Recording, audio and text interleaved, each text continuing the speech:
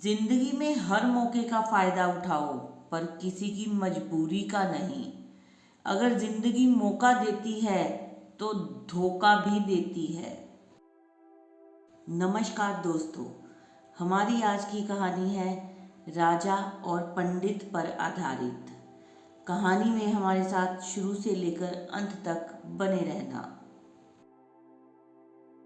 एक बार एक पंडित जी ने एक दुकानदार के पास 500 रुपये रख दिए। उन्होंने सोचा कि जब मेरी बेटी की शादी होगी तो मैं यह पैसे ले लूँगा। कुछ सालों के बाद जब बेटी सयानी हो गई तो पंडित जी उस दुकानदार के पास गए, लेकिन दुकानदार ने इनकार कर दिया और बोला, आपने कब मुझे पैसे दिए थे? बताइए, क्या मैंने कुछ लिख कर दिया था? पंडित जी उस दुकानदार की इस हरकत से बहुत ही परेशान हो गए और बड़ी चिंता में डूब गए। फिर कुछ दिनों के बाद पंडित जी को याद आया कि क्यों ना राजा से इस बारे में शिकायत कर दूं, ताकि वो कुछ फैसला कर देंगे और मेरा पैसा मेरी बेटी के विवाह के लिए मिल जाएगा। फिर पंडित जी राजा के पास पहुँचे और अपनी फरियाद सुनाई। राजा ने कहा, कल हमारी सवारी निकलेगी और तुम उस दुकानदार की दुकान के पास में ही खड़े रहना। दूसरे दिन राजा की सवारी निकली। सभी लोगों ने फूल मालाएं पहनाई और किसी ने आरती उतारी। पंडित जी उसी दुकान के पास खड़े थे।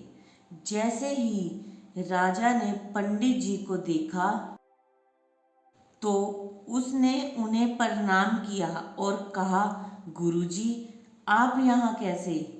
आप तो हमारे गुरु हैं। आइए इस बग्गी में बैठ जाइए। वो दुकानदार यह सब देख रहा था। उसने भी आरती उतारी और राजा की सवारी आगे बढ़ गई। थोड़ी दूर चलने के बाद राजा ने पंडित जी को बग्गी से नीचे उतार दिया और कहा, पंडित जी, हमने अपना काम कर दिया, अब आगे आपका भाग्य।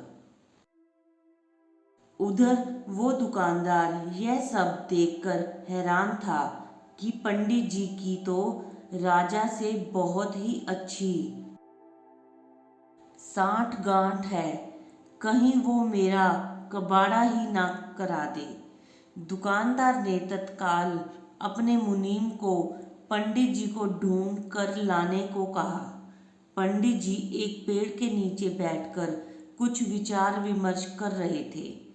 मुनीम जी बड़े ही आदर के साथ उन्हें अपने साथ ले आए। दुकानदार ने आते ही पंडित जी को प्रणाम किया और बोला, पंडित जी, मैंने काफ़ी मेहनत की और पुराने खातों को देखा तो पाया कि खाते में आपका 500 रुपया जमा है और पिछले 10 सालों में ब्याज के 12,000 रुपये भी हो गए।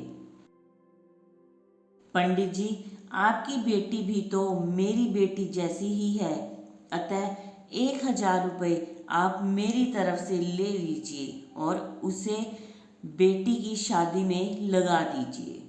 इस प्रकार उस दुकानदार ने पंडित जी को 13,500 रुपये देकर बड़े ही प्रेम के साथ विदा किया।